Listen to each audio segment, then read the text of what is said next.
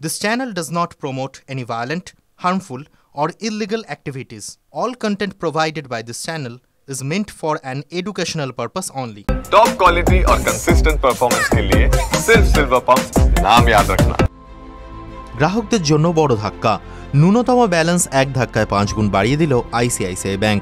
দেশের দ্বিতীয় বৃহত্তম ব্যাংক আইসিআইসিআই ব্যাংক তাদের মাসিক ন্যূনতম ব্যালেন্স 10,000 টাকা থেকে বাড়িয়ে এক ধাক্কায় করে দিল 50,000 টাকা।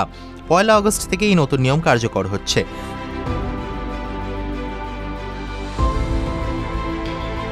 আইসিআইসিআই ব্যাংকের তরফে জানানো হয়েছে 1 আগস্ট বা তারপর থেকে নতুন যে গ্রাহকরা অ্যাকাউন্ট খুলবেন তাদের ন্যূনতম 50,000 টাকার ব্যালেন্স রাখতে হবে।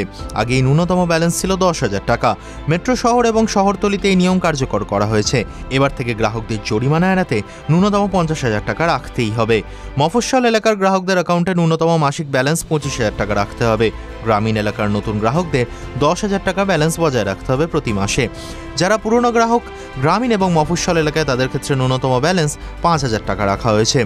যদি কোনো গ্রাহক ন্যূনতম ব্যালেন্স বজায় রাখতে না পারেন তাহলে 6% জরিমানা বা 500 টাকা জরিমানা, যেটা কম হবে তা দিতে হবে। ব্যাংকে টাকা ডিপোজিটের ক্ষেত্রেও বেশ কিছু বদল এসেছে। গ্রাহকরা সেভিংস অ্যাকাউন্টে 3 বার ক্যাশ ডিপোজিট করতে পারেন। এরপর প্রতি লেনদেন পিছু 150 টাকা করে দিতে হবে। মাসে সর্বাধিক 1 লক্ষ টাকা ডিপোজিট করা যাবে। গত এপ্রিল মাসে আইসিআইসিআই ব্যাংক সেভিং অ্যাকাউন্টে সুদের হার 0.25% কমিয়ে দিয়েছিল। 50 লক্ষ টাকা পর্যন্ত ডিপোজিটে আপনি সুদ পাবেন 2.75%। প্রসঙ্গত, যেখানে দেশের অন্যান্য ব্যাংকগুলি ন্যূনতম ব্যালেন্স কমিয়ে দিয়েছে সেখানেই সম্পূর্ণ উল্টো পথে হাঁটছে আইসিআইসিআই ব্যাংক। 2020 সালে স্টেট ব্যাংক অফ ইন্ডিয়া তাদের ন্যূনতম ব্যালেন্সের নিয়ম প্রত্যাহার করে নেয়। বাকি ব্যাংকগুলিতেও ন্যূনতম ব্যালেন্স 2,000 থেকে 10,000-এর মধ্যেই সীমাবদ্ধ। TV9 Bangla digital.